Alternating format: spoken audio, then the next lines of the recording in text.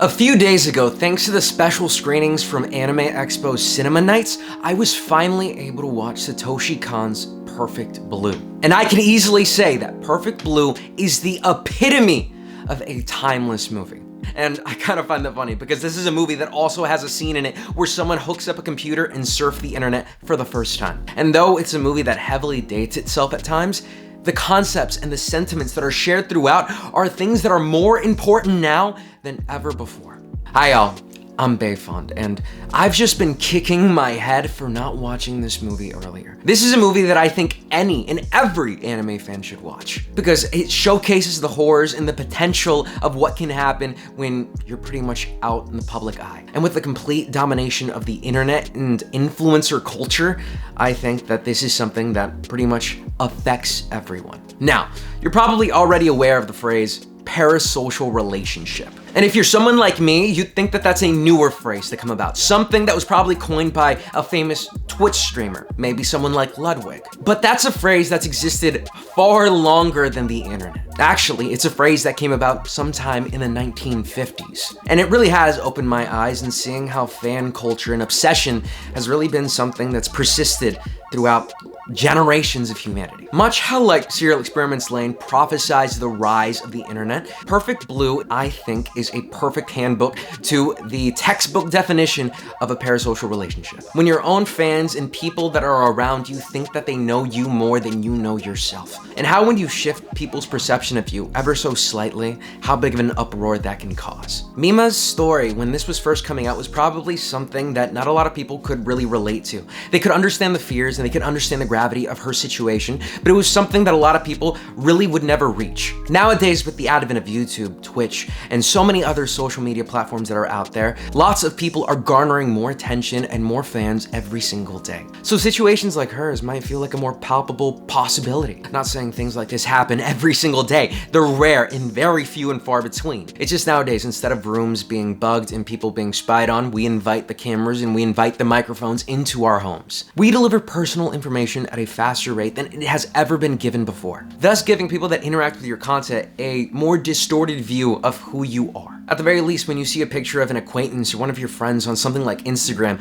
you instantly assume what they're thinking, what they've been doing in that picture. Maybe they're on a trip, or maybe they were just someplace having fun. You give your own meaning and you perceive it in your own way, whether it be by vicariously living through them or maybe jealousy and loathing them. It's easier to assume and to judge without the context that's there. And aside from these prevailing comments on perception and parasocial relationships, I loved how the movie dived in with the dangers and the horrors of the industry. Mima's entire journey, her ascent into stardom, is so beautifully paralleled with her complete downfall in terms of her mental health. Her sense of self is shattered with every step that she takes because she's unsure about whether these are the correct things that she should be doing and whether or not it's correct and good by her own ethics and morals. The industry in this movie is as greedy and perverted and disgusting as it has always been, pretty much how it's been unveiled to be in more recent days as well. If you're trying to pass through the barrier to become someone that's involved with acting and TV shows and movies, it almost seems like you have to give something from yourself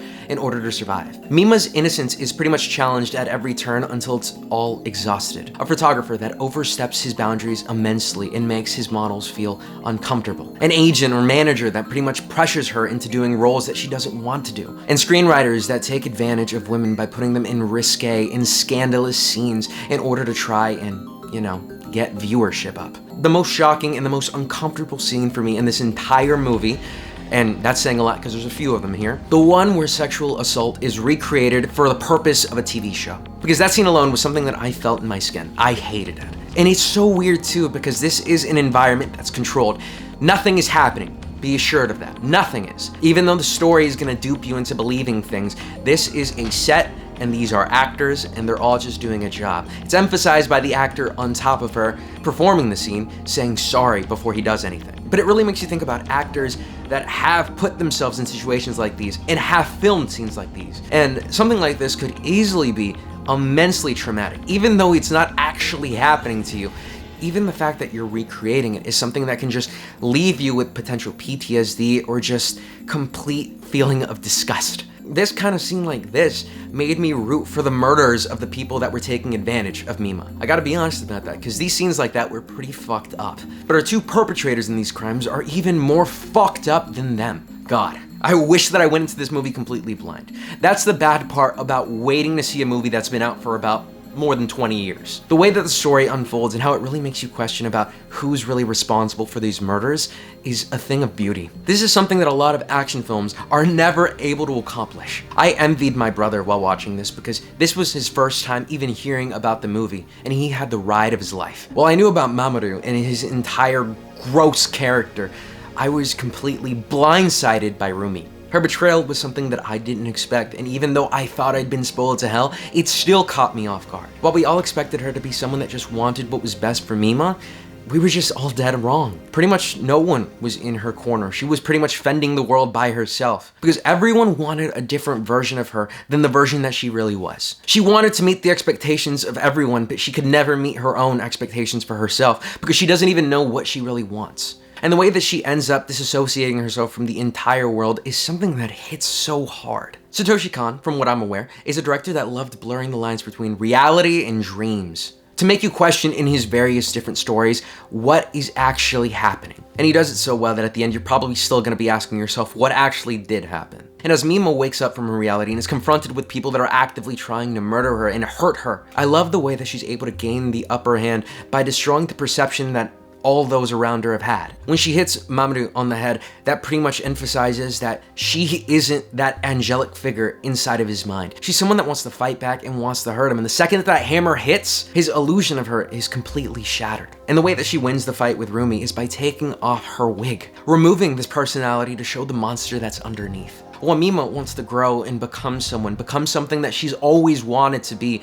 everyone else wants her to be something else. They just want to stay in their false realities, play pretend, and idolize someone that doesn't exist. They love the idea of her so much that it's possessed them, just like in the series inside of the movie. That obsession is just the wildest thing. And when it comes to its commentary on otaku and weebs and people that are obsessed with idols and anime and things of that nature, I'm surprised by how well these things have stood the test of time. Such in the way that atrocities and tragedies have happened in real life, and how this movie's inspired series like Oshinoko. It's a commentary that has remained important the entire time. Mamoru and Rumi are warnings for obsession, and not everyone is as easily able to just pick out from a crowd as Mamoru. That man is ugly inside and out. He is the embodiment of degeneracy. Someone that holds people to standards, but has no standards for themselves. But the scary of the two is definitely Rumi, as she's a wolf in sheep's clothing. The presence of someone like her in your life would be absolutely terrifying. Perfect examples about why you shouldn't let your delusions get to the best of you. Every piece of this movie's ideology is something that will still be present and still be felt and necessary many years down the line. This is a movie that deserves a permanent seat at the table of cultural discussion because of overall how well done everything is. The movie came out in 1997 and it looks gorgeous. The art direction was helmed by the guy that did the JoJo OVAs in the 90s, and it looks really pretty. I think the movie really shines with its chase sequences and its fight choreography. Everything looks extremely natural and organic. You view these people as though they were real, in live action, actually fighting for their lives. And I give big props to the animation department for that. This movie was adapted from a book that came out in the 80s, so I guess maybe that's where you could put the fault for where it dates itself at times. It was originally supposed to be a live action feature, but I don't think that a live action anything would really be able to do this justice. I think this is personally the perfect medium for this movie. And it's probably one of the best movies, period, in the psychological genre. No matter if it's animation or live action. Best, period. I would recommend this movie to everyone. And with that, I think that finishes everything I wanted to say about this movie. Since Anime Expo Cinema Nights are gonna keep happening, I'm gonna keep going to them. So expect more Satoshi Kon reviews whenever the next movies come out. I think the next one is Tokyo Godfathers in December, so keep an eye on that. As always, I was Bayfond, and I'll see you guys next time. Peace.